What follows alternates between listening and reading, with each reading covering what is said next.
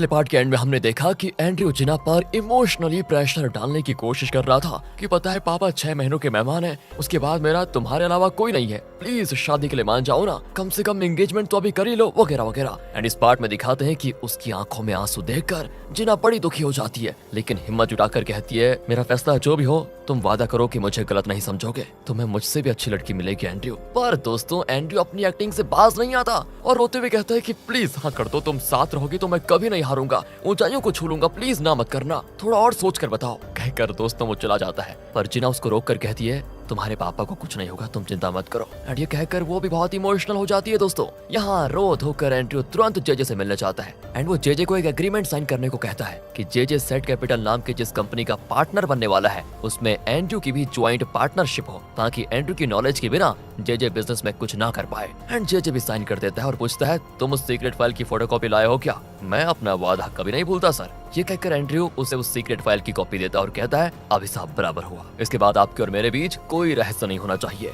JJ कहता है कि बेटा तुम्हें क्या लगता है एक एग्रीमेंट से तुम मुझे कंट्रोल कर लोगे? अगर मैंने इसको जिना को दिखा दिया तो सोचो तुम्हारा क्या होगा, इसीलिए मुझ पर अपना कंट्रोल जताने की कोशिश तो कभी मत करना। दूसरी ओर दोस्तों सिंडी बहुत परेशान होती है क्योंकि वो जान गई थी कि नाथन ने ही ली के पेरेंट्स का कत्ल करवाया था। वो नाथन से मिलने जाती है एंड वो बड़ा खुश होता है कि शायद सिंडी उसे अपने हिस्से की प्रॉपर्टी देने आई है। वो सीधे पूछ लेती है कि सुनो क्या तुमने ली के पेरेंट्स का कत्ल किया था? मैं सब जान गई हूँ वैसे। वो तो चौंक कर पूछता है कि क्या तुम्हें ली ने बताया सब कुछ? देखो उस वक्त हमारी फैमिली की भलाई के लिए मुझे ऐसा करना पड़ा, इसमें मेरी कोई गलती नहीं है। इतना बड़ा जुर्म करके तुम परिवार की भलाई का बहाना कर रहे हो, तुम्हें कातिल हो और तुम्हें अपने किए की सजा जरूर भुगतनी पड़ेगी, देखते रहना। कहकर वो चली जाती है दोस्तों। नाथन तो चौंक जाता है कि ये मेरी बहन नहीं कोई और ही बनती जा रही है। दूसरी ओर सिंडी का असिस्टेंट घबराया हुआ होता है और ली को बताता है कि सिंडी न जाने कहाँ चली गई, फोन भी नहीं उठा रही है। ली उसे कॉल करता है तो वो एक लोकल बार में बैठी पी रही होती है दोस्तों। ली का कॉल देखकर वो चेहरे पे बनावटी स्माइल के साथ कहती है ली कैसे हो तुम? ली पूछता है कि तुम कहाँ पर हो? वो कहती है बार में पी रही हो। अरे किसके साथ पी रही हो? हाँ मिला था एक हैंडसम लड़का। तो ली ये कहकर कॉल कर देता है कि ठीक है जो भी तुम्हें हैंडसम लड़का मिला था उसका कान मत काटना और उसके साथ सेफ घर पहुंच जाना कैसे भी करके। पर उसका असिस्टेंट कहता है कि सर पीने के बाद वो क्या करती है ये तो आपसे बेहतर मुझे नहीं लगता कि कोई और जानता भी होगा, प्लीज किसी तरह उस लड़के को जो भी वो हैंडसम लड़का है उसे रेस्क्यू करके सिंडी को वापस लेकर आइए। ली भी कहता है कि यार ये लड़की ना सच में मेरे लिए सर दर्द बन गई है, खैर मैं ही जाता हूँ। कहकर वो बार में जाता है तो वहाँ पर सिंडी अकेली बैठी होती है। उसको देखते ली समझ जाता है कि ये किसी वजह से बहुत परेशान है। वो पूछता है कि प्रॉब्लम क्या है? सिंडी इमोशनल हो जाती है तो ली कहता है कि देखो मुझे तुम में ये बात अच्छी लगती है कि तुम हमेशा बहुत कॉन्फिडेंट रहती हो, सही हो या गलत पर जो भी करती हो उसे कॉन्फिडेंस के साथ करती हो, कभी हार मानकर बैठी नहीं रहती, बहुत बढ़िया बात है तुम्हारी ये। एंड तुम्हारी जो भी प्रॉब्लम है उसे भी उसी तरह तुम्हें हैंडल करना है, समझी? याद है ना कल से अपना काम शुरू होने वाला है, फिलहाल तो तुम पी लो लेकिन बी बोर्ड, समझी? अगले दिन दोस्तों पीए एंड्रयू को बताता है कि चेयरमैन को हॉस्पिटल ले जाना है, हालत बहुत खराब है उनकी। एंड्रयू तुरंत चेयरमैन के घर के लिए निकलता है। दूसरी ओर दोस्तों नाथन ने कोर्ट से ऑर्डर लिया होता है कि उसके पिता की तबीयत बहुत खराब है और उन्हें हॉस्पिटल ले जाने के लिए मुझे उनके घर जाना होगा, इसीलिए ये लोग भी चेयरमैन के घर के लिए निकलते हैं। लेकिन इतने में एंड्रयू घर पहुंच जाता है, लेकिन चेयरमैन फिर उसे भूल गया था और पूछता है कि ये कौन है? ये बताता है कि सर ये आपका नया असिस्टेंट है। ठीक है लेकिन मुझे अपनी वाइफ से मिलने जाना है, वो कितने दिनों से अपने भाई के घर पर बैठी हुई है बताओ, मुझसे नाराज है शायद, इसलिए मुझे उसके लिए गुलदस्ता लेकर जाना है। एंड वो निकल ही रहे होते हैं कि वहाँ पर चेयरमैन की वाइफ किमी, एक डॉक्टर और एक नर्स आए होते हैं। असल में कोर्ट के ऑर्डर के अनुसार इस डॉक्टर को भेजा गया था दोस्तों। अब डॉक्टर चेयरमैन को चेक करने जाता है लेकिन इतने में अपनी वाइफ को देखकर वो पूछता है ये कौन है, नई नौकरानी है क्या? बस दोस्तों डॉक्टर समझ आता है कि ये कंफर्म केस है अल्जाइमर्स का। डॉक्टर के जाने के बाद चेयरमैन की वाइफ एंड्रयू से कहती है तुमने कितना घिनौना काम किया है, तुम्हें अंदाजा भी नहीं है, तुम बिल्कुल अपनी माँ की तरह हो, पीठ पर चाकू खोपने में स्पेशलिस्ट, और तुम ये सब इनकी प्रॉपर्टी को हासिल करने के लिए कर रहे थे ना, और तुम्हारा वो मकसद ना मैं कभी पूरा नहीं होने दूंगी। कहकर दोस्तों वाइफ चले जाती है चेयरमैन की। लेकिन एंड्रयू के दिमाग में एक के बाद एक आइडिया आता रहता है। वो अपने असिस्टेंट से पूछता है कि पापा का साइन करने के लिए वो आर्टिस्ट तैयार है ना या फिर नहीं? वो कहते हैं सर एकदम रेडी है। दूसरी ओर दोस्तों जिना बॉडीगार्ड के लिए बहुत सारे डिशेस खरीद कर लेकर जाती है। बॉडीगार्ड कहता है तुम्हें क्या लगता है कि ये सब देखकर तुम मुझे खरीद लोगी? जॉन कहता है कि देखो यार बॉडीगार्ड तुम हो तो बड़े वफादार, पर तुम अपनी वफादारी गलत जगह दिखा रहे हो, जे इसके लायक है नहीं, तुम यहाँ पड़े पड़े सड़ रहे हो, पर वो आराम से बाहर घूम रहा है देखो। पर बॉडीगार्ड दोस्तों उनकी एक भी सुनने को तैयार नहीं होता। जिना कहती है देखो मैं तो तुम्हारा हालचाल पूछने रोज आऊंगी और मुझे तुमसे बहुत ज्यादा उम्मीद है और तुम पर विश्वास भी है। ये कहकर वो चले जाती है, पर उनके जाते ही बॉडीगार्ड सारा खाना नीचे गिरा देता है और दोस्तों यहाँ पर लगता है कि ये हमेशा जे का वफादार ही रहेगा। दूसरी ओर एंड्रयू और उसका असिस्टेंट उस आर्टिस्ट की राइटिंग को चेयरमैन की राइटिंग से कंपेयर कर रहे होते हैं और 90% मैच हो जाता है। असिस्टेंट बताता है कि बाकी 10% मैच होने के लिए उस आर्टिस्ट को और प्रैक्टिस करनी होगी एंड वो 1 हफ्ता मांग रहा है। एंड्रयू कहता है नहीं, उतना टाइम तो मेरे पास है नहीं, उसे जल्दी प्रैक्टिस करने को कहो। दूसरी ओर ली सिंडी को लेकर वॉल्टर के घर पर जाता है, जहाँ पर वो वॉल्टर से बॉन्ड्स खरीदने वाला है। एंड दोस्तों आपको वॉल्टर तो पता है ना कौन है? अरे वही बुजुर्ग बिजनेसमैन जो बहुत अमीर था। एंड वहाँ पर ली इंट्रोड्यूस कराता है सिंडी को कि ये डोडो ग्रुप के चेयरमैन की बेटी है, अगली चेयरमैन यही बनेगी। ये सुनकर तो सिंडी भी चौंक जाती है कि क्या सच में? वॉल्टर बताता है कि मेरे पास डोडो ग्रुप के 30% बॉन्ड्स हैं, लेकिन कंपनी को टेक ओवर करने के लिए तुम्हें 20% बॉन्ड्स की जरूरत और पड़ेगी। तुम पहले उन लोगों से बात करो जिनके पास बाकी के बॉन्ड्स हैं, फिर मैं तुम्हें अपने बॉन्ड्स बेचूंगा। ली कहता है ठीक है, हम वही कर लेंगे, कोई दिक्कत नहीं। पर ये उतना आसान नहीं है, क्योंकि 20% बॉन्ड्स कई लोगों में बटा हुआ था, तो उन सबको एक जगह बुलाकर उन्हें विश्वास दिलाना होगा कि ली डोडो ग्रुप की भलाई करेगा, ना कि उसका नुकसान। और दोस्तों ये सारी चीज बॉबी देख रहा होता है और वो एंड्रयू को बता देता है। एंड्रयू भी शॉक पे शॉक होता है कि वॉल्टर ली को अपने बॉन्ड्स बेचने के लिए मान कैसे गया। वो उस रेस्टोरेंट में जाता है जहाँ वॉल्टर खा रहा होता है, पर वो कहता है कि ली बहुत इंटेलिजेंट है, मुझे उसकी बात माननी पड़ी। एंड्रयू तो गुस्सा हो जाता है कि आपने तो मुझे प्रॉमिस किया था कि उस बॉन्ड्स को आप बेचेंगे नहीं कभी। हाँ बेटा किया तो था, लेकिन इस जमाने में कौन वादा निभाता है बताओ। लेकिन मैंने उसको कह दिया है कि अगर वो 20% बॉन्ड्स खरीद कर लेकर आ जाएगा जो कि दूसरों के पास है, तो मैं अपना 30% उसको बेच सकता हूँ आराम से। तुम चाहो तो बाकी के 20% खरीद कर लेकर आ जाओ और मैं तुम्हें अपने 30% बॉन्ड्स दे दूंगा, कोई दिक्कत नहीं है। पर दोस्तों एंड्रयू तो जानता है कि उसके लिए बिल्कुल नामुमकिन है। वो कहता है अच्छा तो आप ली का ही पक्ष लेंगे। वॉल्टर कहता है अगली मीटिंग में बात करेंगे, अभी निकलो। एंड वहाँ ली बाकी के बॉन्ड्स खरीदने के लिए कुछ लोगों से मीटिंग करता है। वो कहते हैं कि डोडो ग्रुप का कोई हो तो हम बेचने की सोच सकते हैं, लेकिन हम तुम्हें क्यों बेचे। अब ली सिंडी को बुलाता है जो कि डोडो ग्रुप की बोर्ड मेंबर है। ली बताता है कि मैं सिंडी का पार्टनर हूँ, आप मुझे दें या सिंडी को, एक ही बात है। इसी बीच जेजे अलग ही प्लान कर रहा होता है कि ली और एंड्रयू तो बॉन्ड्स खरीदने में उलझे हुए हैं, लेकिन अगर हम किसी तरह वॉल्टर से 30% बॉन्ड्स खरीद लें तो वो दोनों रास्ते से हट जाएंगे। पर जब वो वॉल्टर से मिलने जाता है तो वॉल्टर को ली की कही बात याद आती है कि जेजे एक नंबर का लालची है, बहुत बड़ा क्रिमिनल है। अगर वो आपसे बॉन्ड्स लेने आए तो उसे घर के अंदर भी मत आने देना, वो एक दुष्ट शक्ति है। इस वजह से वॉल्टर अपने आदमी से कह देता है कि उसे अंदर मत आने देना, बाहर वेट करने को कह दो, मैं खुद बाहर जाकर उससे मिलता हूँ। फिर वो बाहर जाकर पूछता है कि तुम हो कौन।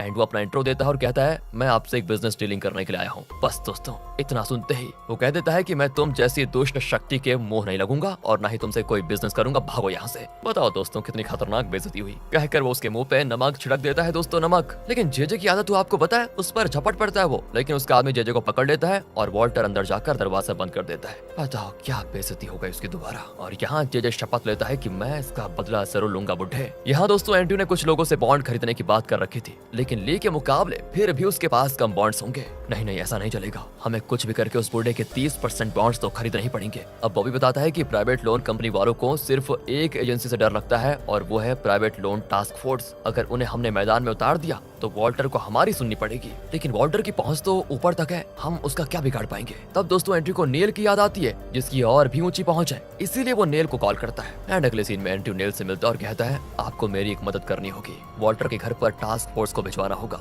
मैं जानता हूँ कि उसकी पहुंच चाइनीज एम्बेसी में भी है, लेकिन आप तो बहुत बड़े लोगों को जानते हैं, आप एक काम जरूर कर पाएंगे। बस थोड़ी देर के लिए भी अगर वॉल्टर जेल चला गया ना तो मैं अपना काम पूरा कर लूंगा आराम से। पर नील पूछता है कि तुम्हारे लिए ये सब करने की मुझे क्या पड़ी हुई बताओ। एंड्रयू कहता है मैं जेजे का पार्टनर बन चुका हूँ। आपके प्रेसिडेंशियल इलेक्शन कैंपेन के लिए जेजे को अपनी कंपनी का एक भी पैसा निकालना होगा तो उसे मेरी परमिशन की जरूरत पड़ेगी, और अगर आपने मेरा ये काम कर दिया तो मैं अपने हिस्से का फंड भी आपके कैंपेन को दूंगा। नील कहता है तो ठीक है, मैं सोच कर बताता हूँ। अगले सीन में वो जेजे और किमी से मिलता है दोस्तों। एंड ये लोग पहले से जानते थे कि एंड्रयू ऐसा प्रस्ताव लेकर आएगा और इन लोगों ने उसके अकॉर्डिंग प्लान भी करके रखा था। जेजे कहता है कि जैसे तुमने डिसाइड किया था आप एंड्रयू को वही कह दीजिए। और तब जेजे के कहने पर नेल एंड्रयू को कॉल करता है कि मुझे तुम्हारी डीलिंग मंजूर है। दूसरी ओर एंड्रयू जिना को लेकर हॉस्पिटल जाता है जहाँ चेयरमैन एडमिट हुआ है। वहीं पर वो बहुत ही कमजोर हो चुका है और पूछता है बेटा मुझे क्या तकलीफ है। एंड्रयू बता देता है कि आपको अल्जाइमर्स है पापा। इतने में चेयरमैन गिर पड़ता है क्योंकि उसका आधा शरीर जैसे पैरालाइज हो गया है। एंड्रयू तुरंत उसको पकड़ लेता है और कहता है पापा आपको कुछ नहीं होने दूंगा मैं, आप हमेशा मेरे साथ रहना। एंड उसका इस तरह इमोशनल होना जिना को भी इमोशनल कर देता है दोस्तों।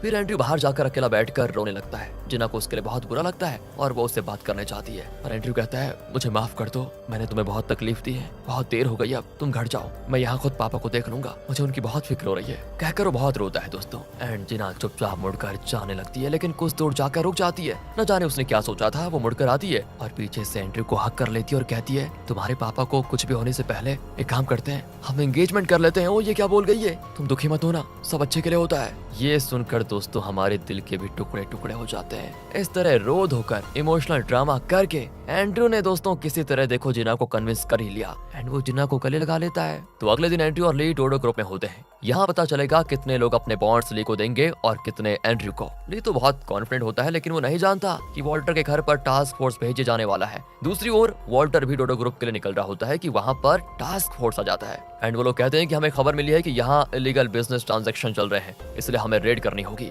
और आपको हमारे ऑफिस आना पड़ेगा। वॉल्टर तुरंत पुलिस कमिश्नर और दूसरे ऑफिसर्स को कॉल करता है, लेकिन सभी स्विच ऑफ आते हैं। वो समझ नहीं पाता कि अब क्या करूं, क्योंकि अगर वो डोडो ग्रुप नहीं गया तो ली को उसने जो वादा किया था उसे निभा नहीं पाएगा और अपने 30 बॉन्ड्स बेच नहीं पाएगा। मोजो भी समझ जाता है कि ये सब एंड्रयू का किया कराया है। वो तुरंत ली को कॉल करके कहता है, पर इतने में वॉल्टर को लेकर वो लोग चले जाते हैं। दोस्तों ली एकदम शॉक हो जाता है कि मीटिंग थोड़ी देर में शुरू होने वाली है और इस वक्त अरेस्ट हो गया वो सब चौपट हो जाएगा। पर यहाँ एंड्रयू चिल्लाता है कि इलीगल ट्रांजैक्शन करेगा तो अरेस्ट ही होगा ना। और ली तुरंत चाइनीज एम्बेसी को कॉल लगाता है, पर वहाँ ये नेल बैठा होता है। ऑफिसर नेल को फोन देता है। नेल कहता है कि अरे बेटा ली कैसे हो, मैं नेल बोल रहा हूँ। ली को साफ पता चल जाता है कि ये नेल की चाल है। वो कहता है कि अच्छा तो आप एंड्रयू की टीम में चले गए, कोई बात नहीं। नेल कहता है कि मैं किसी की टीम में नहीं हूँ, पर अगर तुम मेरे साथ कोई बिजनेस डील करना चाहते हो तो मैं तुम्हारी मदद कर सकता हूँ। ली कहता है कि मुझे पता है आप मेरी कोई मदद नहीं करेंगे, इसलिए आपसे बात करना ही बेकार है। कहकर वो कॉल काटने ही जाता है कि नेल कहता है देखो देखो मुझे ना एंड्रयू अच्छा लगता है और ना कोई और, इसीलिए मैं सिचुएशन के हिसाब से किसी की भी मदद करने को तैयार हूँ। ये सुनकर ली कॉल काट देता है। वो सिंडी से थोड़ा फ्रस्ट्रेट होकर कहता है कि पता नहीं ये नेल हमारी मदद करेगा भी या नहीं। दूसरी ओर दोस्तों नेल पुलिस स्टेशन कॉल करके कहता है वॉल्टर को छोड़ दो। मोजो वहीं पर होता है और वॉल्टर को देखकर वो बड़ा खुश होता है और कहता है अच्छा हुआ चाइनीज एम्बेसी से बात करके आपको रिहा करवा दिया गया है। पर वॉल्टर कहता है चाइनीज एम्बेसी ने नहीं, नेल ने मुझे छुड़ाया है। खैर चलो देर हो रही है। और फिर दोनों डोडो ग्रुप के लिए निकलते हैं। वहाँ मीटिंग शुरू होने वाली होती है। एंड्रयू तो बड़ा खुश होता है कि ली हारने वाला है, पर बॉन्ड्स का हिसाब होने से कुछ देर पहले वहाँ पर एंट्री होती है वॉल्टर की। एंड्रयू भाई साहब तो शॉक हो जाते हैं पूरी तरह एंड ली भी शॉक होता है कि नेल ने मेरी मदद क्यों की। वोटिंग होती है शुरू और 66% बॉन्ड्स ली को मिलते हैं और वो जीत जाता है। दोस्तों मतलब अब डोडो ग्रुप के 66% बॉन्ड्स ली के हो गए। अगले सीन में पता चलता है कि आखिर नेल का प्लान क्या था। जेराल्ड पूछता है कि आपने ली की मदद क्यों की। नेल बताता है कि अरे मैंने ली की नहीं जेजे की मदद की है, मैं हमेशा जेजे का पक्ष ही लूंगा और मैंने अब जो किया है इससे डोडो ग्रुप जेजे का हो जाएगा, तुम बस देखते जाओ मेरा काम। दूसरी ओर जेजे एंड्रयू से पूछता है क्यों बेटा, लगता है तुम ली से हार गए हो। नेल के पास जाने के बजाय अगर तुम मेरे पास आए होते ना तो आज तुम ही जीतते। तभी एंड्रयू कहता है अब कुछ नहीं हो सकता सर, मेजोरिटी बॉन्ड्स ली के पास जा चुके हैं, अब हमारी कंपनी का दिवाला जरूर निकलेगा। और यहाँ पर जेजे विलन वाला स्माइल देकर कहता है कि फिक्र मत करो, मेरे पास एक और प्लान है। दूसरी ओर दोस्तों ली कहता है कि अब तो मैं एंड्रयू को रास्ते से हटा दिया, अब मैं जिना को प्रपोज करूंगा। मुझे घबराकर कहता है कि मुझे डर है कि तुम्हारे सर में जो बुलेट है उसकी वजह से अगर तुम्हें दोबारा दर्द हो गया तो तुम्हारा ब्रेन डैमेज हो जाएगा और तुम्हारी जान भी जा सकती है। ली कहता है मुझे अपने दिमाग की फिक्र से ज्यादा अपने दिल की फिक्र है, मैं किसी भी हाल में नहीं चाहूंगा कि जिना एंड्रयू की हो जाए, क्योंकि जिना मुझसे प्यार करती है। पर एंड्रयू ने उसे इमोशनली फंसा के रखा हुआ है, इसलिए मैं तुरंत जाकर जिना से प्रपोज करने वाला हूँ, आप प्लीज मुझे मत रोकेगा इस बार। वो सीधे जिना से मिलने जाता है। जिना अपनी फ्रेंड के साथ जा रही होती है। ली उनके सामने जाता है और जिना से कहता है कि मैं तुमसे अकेले में बात करना चाहता हूँ प्लीज। जिना की फ्रेंड तो घर चली जाती है। ली और जिना चलने लग जाते हैं। ली कहता है एक लड़का था जो 3 बार एक ही लड़की से प्यार कर बैठा। पहली बार तो वो देख भी नहीं सकता था कि वो लड़की दिखती कैसी है, पर वो उससे बहुत ज्यादा प्यार करता था, लेकिन उसने उस लड़की को खो दिया। 2 साल के बाद वो उस लड़की से फिर मिला और उसको देख भी सकता था, पर उसको पहचान नहीं पाया, लेकिन तभी उसे उस लड़की से प्यार हुआ। पर किस्मत तो देखो, एक बार फिर वो उस लड़की से अलग हो गया और उस लड़की की यादें उसके दिमाग से मिटा दी गई। उसके बावजूद तीसरी बार भी उसे उसी लड़की से फिर प्यार हो गया। उस लड़की ने न जाने इतने सालों में कितने बुरे दिन देखे, लेकिन वो उस लड़के के लिए जीती रही। उसके इतने पास रहकर भी वो हालात की वजह से उससे दूर रही। इसका मतलब समझती हो तुम? वो दोनों चाहे कितने भी बार अलग क्यों ना हो जाए, एक दूसरे से मिल ही जाएंगे। न वो लड़का उस लड़की के बिना जी सकता है और न वो लड़की उस लड़के के बिना जी सकती है। अभी तुम मुझसे चुप रहोगी क्या जिना? ली के मुंह से अपना असली नाम सुनकर वो चौंक जाती है। ली कहता है इस बार मैं तुम्हें खोना नहीं चाहता, मुझे सब याद आ गया है, मुझे तकलीफ होगी अगर तुम जाओगी तो, मुझसे दूर मत जाओ। उसकी आंखों में आंसू भर आते हैं और वो जिना का हाथ अपने हाथ में ले लेता है। जिना की आंखें भर आती है दोस्तों पूरी, लेकिन वो कुछ कह नहीं पाती। आखिर उसने एंड्रयू से एंगेजमेंट करने का वादा जो किया होता है। पिछले पार्ट के एंड में हमने देखा कि ली ने अब तक की अपनी और जिना की लाइफ की सारी बातों को याद दिलाते हुए बहुत ही इमोशनल होकर जिना को प्रपोज कर दिया कि मैं अब तुम्हें फिर से खोना नहीं चाहता। पर दोस्तों जिना ने एंड्रयू से शादी करने का वादा किया था, वो उन पलों को याद करती है जब एंड्रयू ने उसकी जान बचाई थी, उससे कितनी उम्मीदें रखी थी और आखिर में बात एंगेजमेंट तक पहुंच गई थी। अब वो ली को हाँ करेगी तो ये एंड्रयू के साथ धोखा होगा, ऐसा उसे लगता है। वैसे ऊपर से वो ली के करीब जाकर उसकी जान के लिए खतरा नहीं बनना चाहती। चलिए, तो इस पार्ट में वो कहती है कि सुनो, एंड्रयू ने मेरे लिए बहुत कुछ किया है और मैंने उससे शादी का वादा किया है, अब मैं मुकर नहीं सकती। कहकर दोस्तों वो ली के हाथों के बीच से अपना हाथ निकाल लेती है। ली के पैरों तले जमीन खिसक जाती है कि ये क्या हो गया। जिना चली जाती है दोस्तों, लेकिन अकेले में जाकर बहुत रोती है कि ये मुझसे क्या हो रहा है, क्या भाग्य लिखा हुआ है मेरा। अगले सीन में ली को वो सारे बॉन्ड्स मिल जाते हैं जिनकी बदौलत वो डोडो ग्रुप को खरीद सकेगा। वो मोजो से कहता है कि आप एंड्रयू से कहिए कि मैं उससे मिलना चाहता हूँ, पर मोजो उसे कॉल करता है तो वो तो अकड़ कर कहता है कि अगर मिलना है तो मेरे ऑफिस आ जाओ, मुझे काम बहुत पड़ा है, मैं नहीं आ सकता वहाँ पर। और दोस्तों एंड्रयू ऐसा किस लिए कह रहा है ये तो हमें अब पता चलता है। तो फ्लैशबैक में दिखाते हैं कि जब एंड्रयू ने जेजे को बताया कि मेजोरिटी बॉन्ड्स ली के हाथ में जा चुके हैं, अब हमें उसकी हर बात माननी पड़ेगी। तो जेजे ने कहा था ना, आपको याद होगा कि फिक्र मत करो, हम ऐसा कुछ करेंगे कि उसके बॉन्ड्स का वैल्यू ही ना रहे। असल में बॉन्ड उधार जैसा है, तो अब ली के पास 50% बॉन्ड्स हैं, तो इसका मतलब है कि उसने डोडो ग्रुप को उधार दिया है। अगर हम अपनी तरफ से 50% फंड्स कंपनी में डाल दें तो उसके उधार का कोई वैल्यू नहीं रहेगा। तो दोस्तों एंड्रयू ने कहा था कि पर उतना बड़ा अमाउंट हमारे पास आएगा कहाँ से। तब जेजे ने बताया क्या कहा कि मेरे पास सेट कैपिटल का पैसा जो है, क्या कहते हो, पर सर वो तो सिर्फ 200 मिलियन का है। हाँ बेटा, पर उन 200 मिलियन के बॉन्ड्स को मैं अपने एक दोस्त के पास गिरवी रखकर लगभग 500 मिलियन उधार ले सकता हूँ। अच्छा, तो क्या हमें ली की बात मानने की जरूरत नहीं है ना? बिल्कुल जरूरत नहीं है, लेकिन तुम्हें उसके बदले में उस एग्रीमेंट को कैंसिल करना पड़ेगा जिसकी बदौलत सेट कैपिटल में तुम मेरे पार्टनर बने हो। दोस्तों यही सोच कर प्रेजेंट में एंड्रयू ली का इंतजार कर रहा होता है और साथ में लीगल एडवाइजर के नाते जिना भी होती है। फिर ली की टीम वहाँ पर आती है और वो एंड्रयू को कई डॉक्यूमेंट साइन करने को कहते हैं और बताते हैं कि किन बॉन्ड्स को चेंज करना है। पर एंड्रयू को तो जेजे ने फंड्स देने का वादा किया था, तो वो उन डॉक्यूमेंट्स को फाड़ कर कहता है कि मुझे तुम्हारे बॉन्ड्स की जरूरत ही नहीं है। ली कहता है कि अच्छा, तो जेजे ने फिर तुम्हारी मदद करने का वादा किया है लगता है। अब एंड्रयू शॉक हो जाता है दोस्तों कि जिना को पता चल गया तो क्या होगा। वो कहता है कि देखो, बेकार की बात करके मेरा टाइम वेस्ट मत करो और निकलो यहाँ से। ली दोस्तों समझ जाता है कि पक्का जेजे ने अपना गेम शुरू कर दिया है। वो मोजो से पूछता है कि सुनो, जेजे के डॉक्यूमेंट्स के सारे ट्रांजैक्शन को ट्रेस करो। पर मोजो बताता है कि वो तो बहुत मुश्किल है, क्योंकि वो किन अकाउंट से क्या ट्रांजैक्शंस करता है ये तो बहुत ही सीक्रेट तरीके से होता है। अरे पर आप कोशिश तो कीजिए, ये कहकर दोस्तों ले चला जाता है। दूसरी ओर ना जिना बॉडीगार्ड से मिलने के लिए इस बार भी बहुत सारा खाना लेकर जाती है, पर वो साफ साफ कह देता है कि तुम कुछ भी कर लो, मैं जेजे के खिलाफ कुछ नहीं बताऊंगा तुम्हें। जिना कहती है कि मैं तुम्हारी माँ से मिलकर आ रही हूँ। वो सोचती है कि तुम कोई अच्छा काम कर रहे हो। वो ये नहीं जानती कि एक जेजे जैसे क्रिमिनल के खातिर तुमने कितने जुर्म किए हैं, कितने कत्ल किए हैं। ये खाना उन्होंने अपने हाथों से बनाकर तुम्हारे लिए भेजा है, खा लेना, लेकिन याद रखना कि मैं सच जाने बगैर तुम्हें छोड़ूंगी नहीं। मेरे भाई का ओरिजिनल ऑटोप्सी रिपोर्ट कहाँ पर है ये सिर्फ तुम मुझे बता सकते हो। अगर तुम मुझे सच बता दो तो शायद अब तक किए हुए तुम्हारे सारे पाप धुल जाए और तुम्हारी माँ के दिल को भी चैन आ जाएगा। कहकर दोस्तों वो चली जाती है। बॉडीगार्ड इमोशनल होकर माँ का बनाया हुआ खाना खाता है। कुछ देर में जॉन वापस आकर कहता है कि ओ, तो तुम खा रहे हो, ठीक है आराम से खाओ, आखिर माँ का खाना तुम्हें न जाने फिर कब नसीब होगा, खाओ खाओ। उसके जाने के बाद बॉडीगार्ड अपनी माँ को सोचकर बहुत रोता है। दूसरी ओर दोस्तों मोजो है ना, वो जेराल्ड का ब्रेन वॉश कर रहा होता है कि तुम नेल पर विश्वास मत करो, अगर वो प्रेसिडेंट बन गया तो तुमसे रिश्ता तोड़ देगा वो, इसलिए तुम मुझे जेजे के सारे सीक्रेट्स बता दो, मैं ली से तुम्हारे बारे में बात कर लूंगा। वो नेल जैसा नहीं है, अच्छा आदमी है। पर दोस्तों जेराल्ड तो मुंह तक नहीं खोलता यार। दूसरी ओर नाथन भाई साहब को दिखाते हैं। वो अपनी माँ को बताता है कि कोर्ट ऑर्डर के अनुसार पापा की देखभाल सिर्फ उनके परिवार वाले कर सकते हैं, क्योंकि उन्हें अल्जाइमर डिसीज है। पर हम दोनों के खिलाफ तो पापा ने पुलिस कंप्लेंट दे दी, तो हम घर जाकर उनको देख नहीं सकते ना। और एंड्रयू का नाम ऑफिशियली अपनी फैमिली में शामिल उन्होंने अभी तक किया नहीं है, इसलिए पापा की देखभाल का काम सिर्फ सिंडी कर सकती है। दूसरी ओर दोस्तों जॉन एंड्रयू को बताता है कि तुम्हारा नाम चेयरमैन के फैमिली मेंबर्स की लिस्ट में ऑफिशियली शामिल नहीं किया गया है। अब तो चेयरमैन को अल्जाइमर्स भी हो गया, तो जब प्रॉपर्टी की बात आएगी तो उसमें तुम्हें कोई हिस्सा नहीं मिलेगा। एंड्रयू चौंक जाता है दोस्तों यहाँ पर, लेकिन उसके पास तो एक हैंडराइटिंग आर्टिस्ट है जिसने चेयरमैन की हैंडराइटिंग में एक लेटर लिखा है, क्योंकि मेरी वाइफ और बेटा मेरे खिलाफ है, इसलिए मैं उन्हें अपनी कोई प्रॉपर्टी नहीं देना चाहता। मेरी बेटी भी मेरा कहा नहीं मान रही, इसलिए मैं उसे सिर्फ एक घर देने को तैयार हूँ, बाकी की पूरी प्रॉपर्टी और कंपनीज का वारिस होगा मेरा बेटा एंड्रयू। इस तरह का दोस्तों फर्जी वसीयतनामा तैयार कर रहा है ये एंड्रयू। दूसरी ओर नाथन और उसकी माँ सिंडी से कहते हैं कि सुनो, सिर्फ तुम पापा की देखभाल कर सकती हो, उस एंड्रयू को तो घर में आने ही मत देना। पर सिंडी तो पहले से नाथन और अपनी माँ के खतरनाक प्लान्स को देख चुकी है, तो वो गुस्से में कह देती है कि मैं पापा की देखभाल कर लूंगी, मुझे ना आप दोनों की और ना ही उस एंड्रयू की जरूरत है। मैं जानती हूँ कि आप दोनों का मकसद क्या है और मैं कभी आपका मकसद पूरा नहीं होने दूंगी। इस तरह दोस्तों एक अच्छी बेटी के लफ्ज कहकर वो चली जाती है।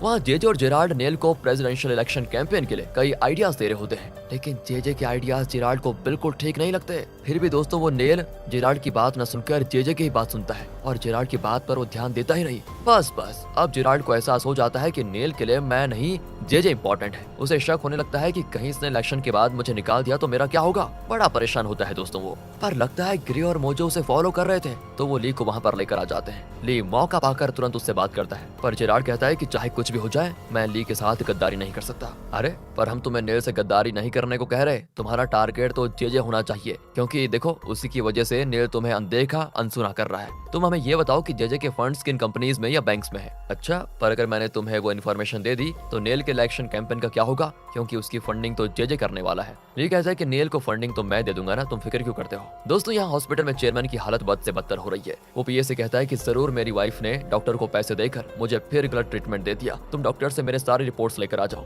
मैं दूसरे डॉक्टर को कंसल्ट करना चाहता हूँ। अब दोस्तों पीए ने डॉक्टर से रिपोर्ट्स मांगता है, पर देखो वो रिपोर्ट्स देने से इनकार कर रहा है। इतने में एंड्रयू आकर कहता है कि मैंने डॉक्टर को मना किया था कि आपको रिपोर्ट्स ना दें, असल में पापा की हालत बहुत ही खराब है और वो सिर्फ 6 महीने जिंदा रहेंगे। ये तो घबरा जाता है कि ये तुमने मुझे पहले क्यों नहीं बताया, क्या अब उन्हें बचाने का कोई रास्ता नहीं है। अगर ऐसा है तो हमें तो तुरंत उनकी वाइफ को बता देना चाहिए। सर आप टेंशन मत होइए, मैं खुद उन्हें बता दूंगा। पर दोस्तों इतने में एंड्रयू का असिस्टेंट आकर बताता है कि चेयरमैन कमरे से गायब है। असल में दोस्तों चेयरमैन नेल के घर पर गया था, अब वो वक्त में और पीछे जा चुका था, यानी उस टाइम पे जब उसकी और उसकी वाइफ की शादी नहीं हुई थी। वो जाकर अपनी वाइफ को शादी के लिए प्रपोज करता है, जिसको सभी देख रहे होते हैं। यहाँ पता चलता है कि चेयरमैन अपनी वाइफ से बहुत प्यार करता था। दोस्तों फिर क्या था, चेयरमैन वहाँ पर खाना खाने लग जाता है। सिंडी भी वहाँ पर आ जाती है। पापा को देखकर वो बहुत इमोशनल होती है और उनसे बात करती है। तो वो कहता है कि अरे तुम कौन हो और मुझे पापा क्यों कह रही हो, मेरी तो अभी शादी भी नहीं हुई, ये देखो ये मेरी होने वाली वाइफ है। ओह, रात को दोस्तों एंड्रयू वहाँ पर आकर इन तीनों को बताता है कि चेयरमैन अब 6 महीने से ज्यादा जिंदा नहीं रहेंगे। और ये सुनकर सभी चौंक जाते हैं कि ऐसा कैसे।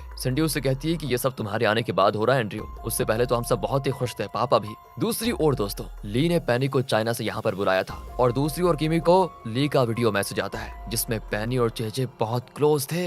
ली तुरंत उसे कॉल करके पूछता है कि कैसा लगा ये वीडियो, पर वो कहती है कि मैं तुम्हारी किसी भी बात को सच नहीं मानूंगी, क्योंकि पैनी तो तुम्हारी भेजी भी एजेंट थी ना, उसने जानबूझकर ये सब किया होगा। अच्छा तो आपको और सबूत चाहिए, मतलब लीजिए एक और भेजता हूँ। दूसरा वीडियो दोस्तों उस दिन का था जब जे मेरे इलेक्शन जीत गया था। कार में पैनी और जे अकेले थे तो पैनी पूछती है, आपने प्रॉमिस किया था कि इलेक्शन के बाद मुझे जो चाहिए आप देंगे। हाँ तुम मांगो तो सही, मुझे आपके अलावा और कुछ नहीं चाहिए। अरे पर मेरी तो शादी हो चुकी है। तो क्या आप किमी से बहुत प्यार करते हैं? प्यार नहीं यार, प्यार किसको करना है, मेरे लिए तो ये सब कुछ गिव एंड टेक बिजनेस है। अच्छा तो क्या मैं भी आपके लिए इम्पोर्टेंट नहीं हूँ? अगर मैं इम्पोर्टेंट हूँ तो आप मुझे अभी किस कीजिए। और दोस्तों इस पर जे उसे तुरंत किस करने लग गया था। बस ये देखकर किमी की आंखों में आंसू। अगले सीन में वो पैनी से मिलती है, तब पैनी उसे बताती है कि ली के पेरेंट्स का कत्ल जे नहीं किया था और जिना के भाई का कत्ल भी जे नहीं किया था, इसलिए ली और जिना जे से बदला लेना चाहते हैं। तुम्हारे पास अभी भी वक्त है, तुम जे से दूर हो जाओ, वरना एक दिन वो तुम्हारी भी जान ले सकता है, क्योंकि वो बिजनेस और पावर को पाने के लिए कुछ भी कर सकता है, किसी भी हद तक जा सकता है। किमी दोस्तों ये सुनकर शॉक हो जाती है कि क्या सच में ऐसा था। वो पूछती है कि तुम और मेरा हस्बैंड जे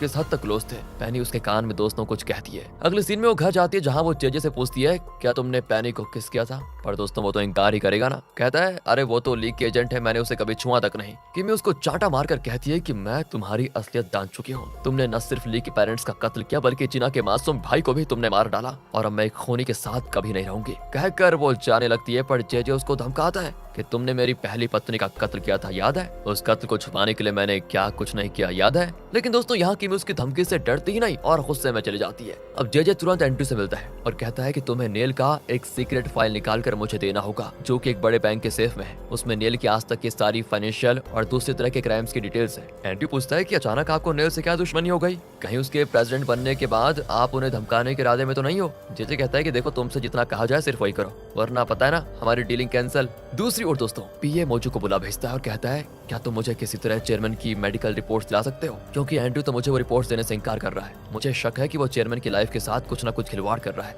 उनकी प्रॉपर्टी हड़पने के लिए। उसकी नियत ठीक नहीं लगती मुझे। मोजू कहता है कि ठीक है मैं कोशिश करूंगा। उस रात वो ग्रे को हॉस्पिटल भेजता है जो मास्क पहनकर उस डॉक्टर के डेस्कटॉप से चेयरमैन की मेडिकल रिपोर्ट कॉपी कर लेता है। अगले दिन ली उस रिपोर्ट को लेकर दूसरे डॉक्टर के पास जाता है और वो डॉक्टर भी बताता है कि वाकई में इनकी हालत बहुत खराब है, 6 महीने से ज्यादा नहीं रह पाएंगे, लेकिन हाँ एक सर्जरी की मदद से इनके 10% चांसेस हैं बचने के। वैसे यूएस में एक स्पेशलिस्ट है जो इसकी ट्रीटमेंट कर सकते हैं, उससे इनके बचने के चांसेस 30% बढ़ जाएंगे। ली दोस्तों तुरंत फैसला कर लेता है कि किसी तरह उस यूएस डॉक्टर को कोरिया बुलवाएंगे और ये सर्जरी करवाएंगे। फिर वो सिंडी को बताता है तो वो बहुत परेशान होती है और कहती है कि प्लीज पापा को किसी तरह बचाना होगा। ली कहता है कि उसके लिए तुम्हारे परिवार के कुछ सदस्यों को एक होकर फैसला लेना पड़ेगा। तुम उन सबसे बात करो। दूसरी ओर पीए चेयरमैन को तैयार कर रहा होता है तो वो पूछता है, अरे मुझे अचानक रेडी क्यों कर रहे हो? पीए उसके कान में दोस्तों कुछ कहता है, यहाँ पर पता नहीं क्या कहता है। आगे दिखाते हैं कि चेयरमैन के परिवार के सभी लोग वहाँ पर आ जाते हैं। लीगल एडवाइजर होने के नाते जीना भी आ जाती है। सिंडी वापस से मिलती है और तब चेयरमैन सोचने लगता है कि पीए ने क्या कहा था। असल में दोस्तों पीए ने चेयरमैन से कहा था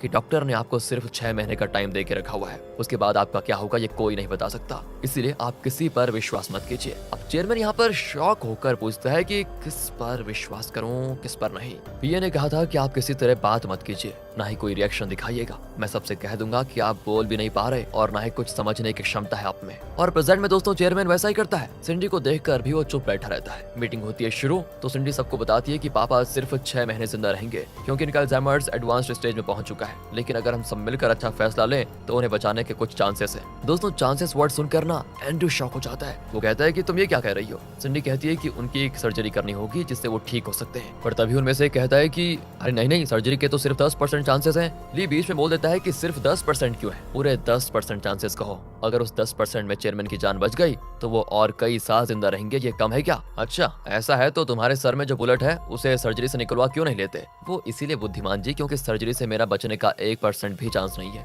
अगर 1% चांस होता तो मैं सर्जरी जरूर करवा लेता, फिर मुझे अपनी याददाश्त खोनी नहीं पड़ती और मेरे दिल के जो करीब थे उन्हें भी मुझे खोना नहीं पड़ता। और चेयरमैन के चांसेस तो 10% है। अगर हमने यूएस से स्पेशलिस्ट को बुलाकर सर्जरी करवाई तो उनके बचने के चांसेस और बढ़ जाएंगे 30% तक। पर दोस्तों यहाँ तो लगता है कि चेयरमैन को बचाने में सिंडी के अलावा बाकियों का कोई इंटरेस्ट ही नहीं है। यहाँ नेल अपना इलेक्शन वाला गेम खेलता है और कहता है कि इस मसले में हम सब वोट करेंगे, जिस फैसले को ज्यादा वोट मिलेंगे हम वही फैसला लेंगे। तो नाथन, उसकी माँ एंड्रयू, किमी इस तरह सभी सर्जरी ना करवाने के लिए वोट करते हैं। सिर्फ सिंडी किसी तरह सर्जरी करवा कर पापा को बचाना चाहती है। नेल कहता है कि बेटी सिर्फ तुमने सर्जरी करने के लिए वोट किया है, बाकी लोग तो उसके खिलाफ है, इसीलिए हमें ये सर्जरी नहीं करवानी चाहिए। और दोस्तों ये सब कुछ देखकर चेयरमैन, जो पीए के कहने पर चुप्पी बैठा सादा था, वो शेर की दहाड़ को टक्कर देने वाली आवाज में सब पर चिल्लाता है और ली उसको देखने लगता है।